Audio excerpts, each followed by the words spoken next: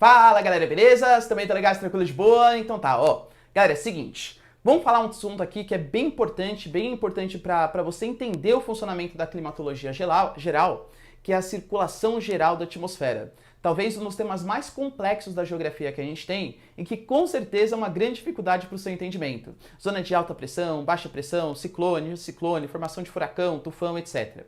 Quer saber como que acontecem todos esses fenômenos atmosféricos? O que é vento alísio, ZCIT, zona de convergência tropical? Se você quer saber isso e muito mais, então ó, já se inscreve no canal, deixa seu like e compartilha esse vídeo. Ajuda o seu amigo que também está querendo entender essa matéria, né, para a prova, para as questões do Enem, para o seu vestibular. E é isso aí. Galera, é o seguinte, ó, vamos lá. Antes da gente entrar propriamente na circulação geral da atmosfera, eu tenho que fazer um breve resuminho do que a gente já viu na primeira aula de climatologia aqui do canal, que é sobre os elementos do clima, um elemento bastante importante que é a chamada pressão atmosférica. O que seria essa pressão atmosférica? A pressão atmosférica ela mostra pra gente a quantidade de colisão que existe entre moléculas. Então, em geral, quanto mais condensado tiver o ar, maior a pressão atmosférica, e quanto mais dilatado tiver o ar, as moléculas estão mais distantes uma das outras, menor a pressão atmosférica. Em geral, não é regra, mas em geral, se a gente aquece um ar, esse ar ele dilata, formando ali uma zona de baixa pressão atmosférica, baixa concentração de atmosfera. Se a gente esfria um ar, esse ar ele condensa, formando ali uma zona de alta pressão atmosférica. E uma coisa que vocês têm que entender, isso sim é regrinha. Toda vez que nós tivermos diferença de pressão, pelo próprio processo natural da natureza, há uma tendência do ar sair da zona de alta pressão e ir para a zona de baixa pressão atmosférica. Há uma tendência da formação de vento. Olha que interessante, cara, o vento nada mais é do que uma tentativa de equilíbrio das pressões atmosféricas. O vento sempre vai sair aonde o ar está super concentrado, uma zona de alta pressão, para onde ele está pouco concentrado, que é uma zona de baixa pressão atmosférica. Tanto que, por exemplo, uma cena meio ridícula, mas vou fazer aqui com vocês, ó. Se a gente pegar nesse momento, olha isso, ó. Isso que eu fiz para vocês, eu estou aumentando a pressão atmosférica, a pressão dentro da minha boca. Isso quer dizer que a pressão da atmosfera vai estar muito menor. Então, se eu fizer isso aqui com vocês, ó. Percebam que o ar saiu da minha boca. Por quê? Porque a pressão dentro da minha boca estava muito maior que a pressão atmosférica. E a natureza não gosta de desequilíbrio, então a pressão dentro da minha boca maior tentou preencher o espaço vazio, né, a menor pressão que existia na atmosfera em geral. Tudo bem? Então o vento sempre sai da zona de alta para a zona de baixa pressão atmosférica. Beleza, estamos entendidos. Quando eu falo para vocês de uma zona de baixa pressão, então, é um ar dilatado, um ar pouco denso, o ar que tem a tendência de subir. Por isso, uma zona de baixa pressão sempre está associada a climas mais úmidos, porque uma zona de baixa pressão é um ar leve que sobe. E quando eu falo para vocês que umidade está subindo na atmosfera, está subindo chuva, está subindo ar que tem nitrogênio, gás carbônico, oxigênio, inclusive vapor d'água. Esse vapor d'água ele sobe, essa umidade se condensa, transforma em nuvem e chove. Zonas de baixa pressão, regrinha bem importante. Zona de baixa pressão é sempre uma região instável, uma região chuvosa. Quando eu falo para vocês de uma zona de alta pressão atmosférica, então, é um ar pesadão. É um ar que ele tende a cair, a descer e depois desconcentrar. É um ar que ele vai descer, é um ar divergente. É um ar pesado que cai e diverge. Convenhamos, galera, nessa zona de alta pressão, então, como não tem umidade subindo para se condensar, transformar em nuvem e chover, zonas de alta pressão sempre são associadas a climas secos. Tudo bem? Então vamos lá, quem sabe, ó. Geralmente, zona de baixa pressão, climas úmidos, uma zona de convergência de ventos, ar em ascensão. Uma zona de alta pressão atmosférica é o ar mais denso, mais pesadão, ele tende a divergir e cair, portanto, forma climas mais secos. Ok. Vamos pensar na situação geral da atmosfera. Se vocês observarem, a gente pode pegar pela essa regrinha da temperatura que a região mais quente do globo é a linha do Equador. Então, beleza. Convenhamos que a linha do Equador, então, é uma zona de baixa pressão atmosférica. Claro, uma região quente que tende a ser uma zona de ascensão de ventos. Se a gente pega, então, a região mais fria do nosso globo, que é a região dos polos, tende a ser uma zona de alta pressão atmosférica. Por quê? Porque como é uma região muito fria, o ar ali está muito concentrado. Essa é a parte mais tranquila. Mas existe uma complicaçãozinha. Vamos lá, ó. Imaginem comigo aqui, ó, que aqui é a região equatorial e nós estamos falando que aqui é a região dos trópicos. Beleza. Como na região dos 0 graus é um ar muito quente, esse ar ele está sempre subindo. E quando eu falo para vocês que tem ar subindo, está subindo ali moléculas de oxigênio, nitrogênio, vapor d'água, etc. Quando a água ela sobe, ela se condensa, ela transforma em nuvem e chove.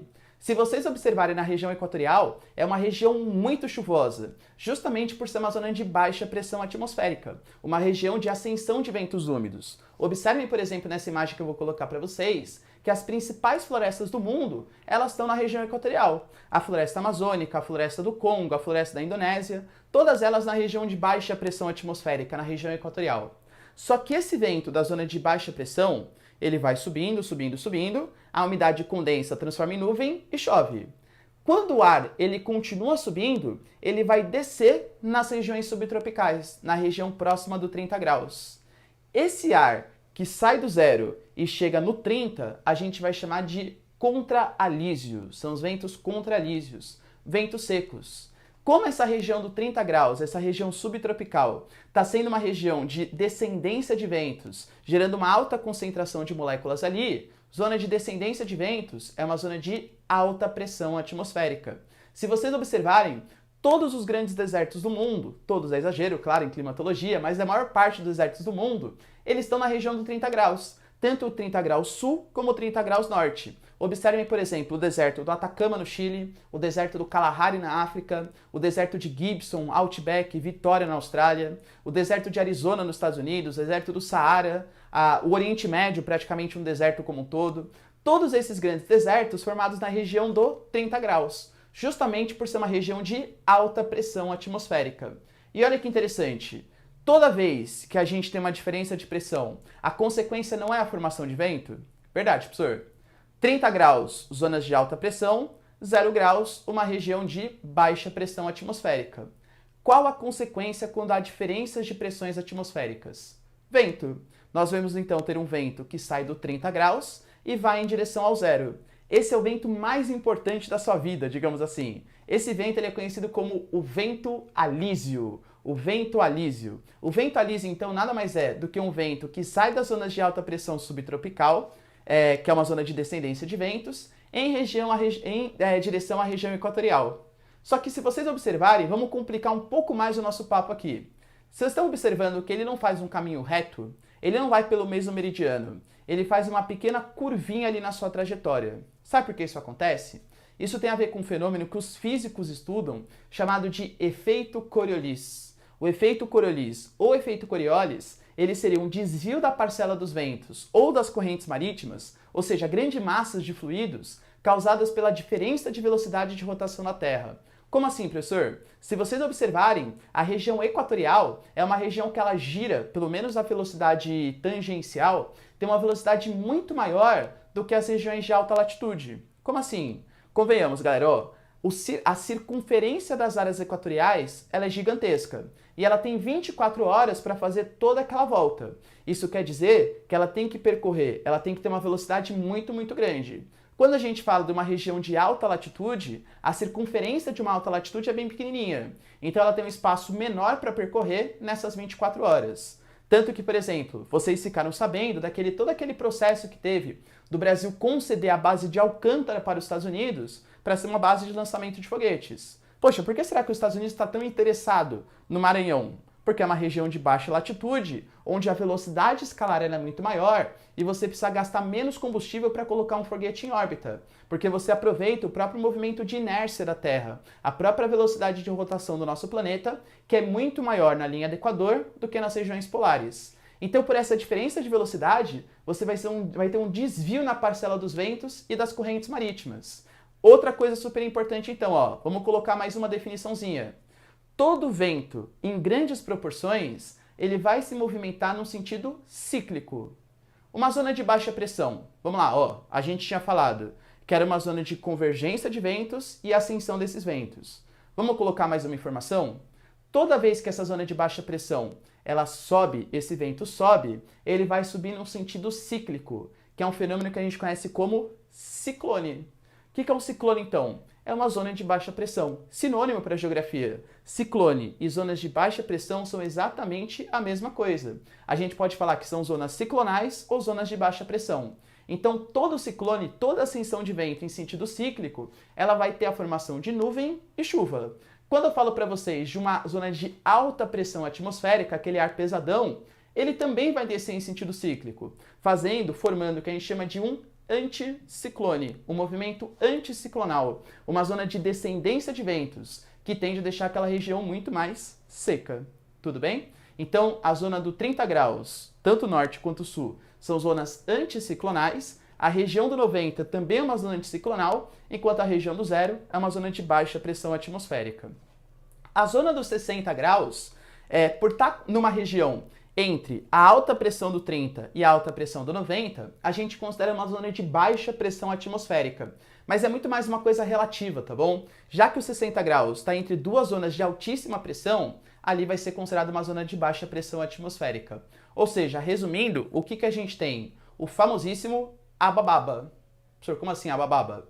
90 graus alta pressão, 60 graus baixa pressão, 30 graus alta pressão, 0 graus baixa pressão, 30 graus alta pressão, 60 graus baixa pressão e 90 graus alta pressão atmosférica.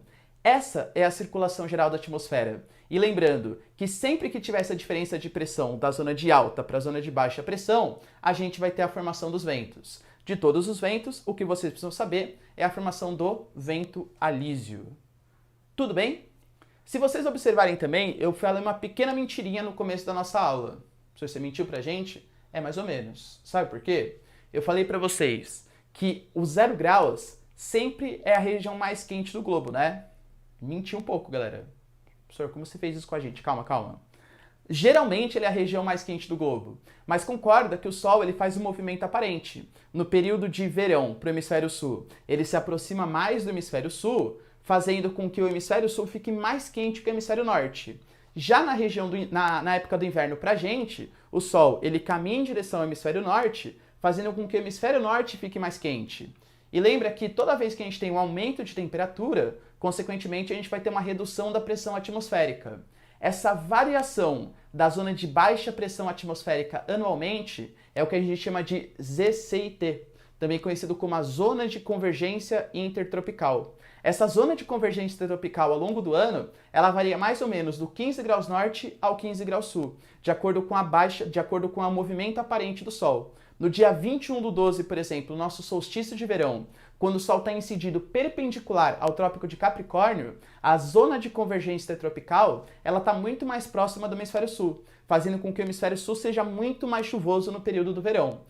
Quando a gente está no dia 21/6, que é o solstício de inverno para a gente, e o solstício de verão para o hemisfério norte, o Sol se aproxima muito mais do hemisfério norte, fazendo com que a zona de convergência intertropical, ou seja, a zona de baixa pressão atmosférica, esteja lá no hemisfério norte, causando bastante chuva de convecção para eles.